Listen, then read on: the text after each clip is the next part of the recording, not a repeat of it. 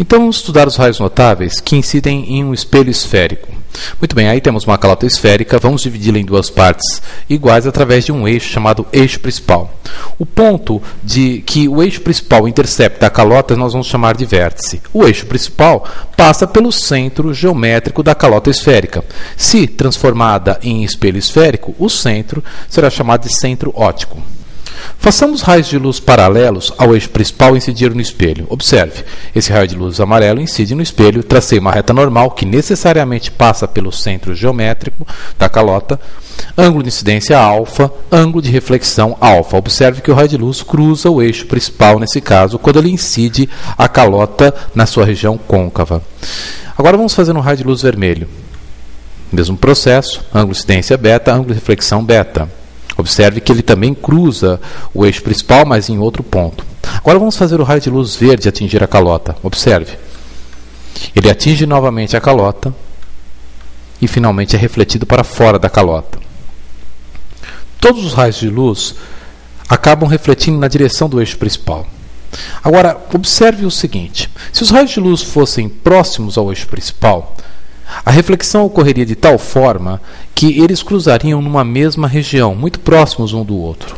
Então vamos considerar o seguinte: quando nós temos raios de luz paralelos ao eixo principal e muito próximos a ele, nós dizemos então que os raios de luz cruzam praticamente numa mesma região do eixo principal, que nós vamos chamar de foco principal. Aí está ele. Muito bem. Então, resumindo, nas condições de Gauss, nas condições em que os raios de luz paralelos ao eixo principal estão bem próximos a ele, nós temos que a distância entre o foco principal e o vértice, ou distância focal do espelho, em módulo, é igual à distância CV dividido por 2, que é o raio de curvatura dividido por 2. Raios de luz incidentes nesses espelhos esféricos paralelos ao eixo principal serão refletidos na direção do foco principal. Observe, raio de luz paralelo reflete-se na direção do foco.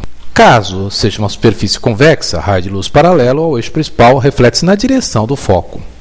Observe que o espelho côncavo consegue convergir os raios de luz paralelos ao seu eixo principal, nas condições de Gauss, no foco principal, enquanto o espelho convexo diverge os raios de luz paralelos ao eixo principal, nas condições de Gauss, a partir do foco principal. Agora vamos observar a seguinte situação. Façamos um raio de luz incidir no vértice do espelho. O próprio eixo principal é a reta normal àquele ponto. Ele incide com ângulo θ e é refletido com ângulo θ. Este é um raio notável.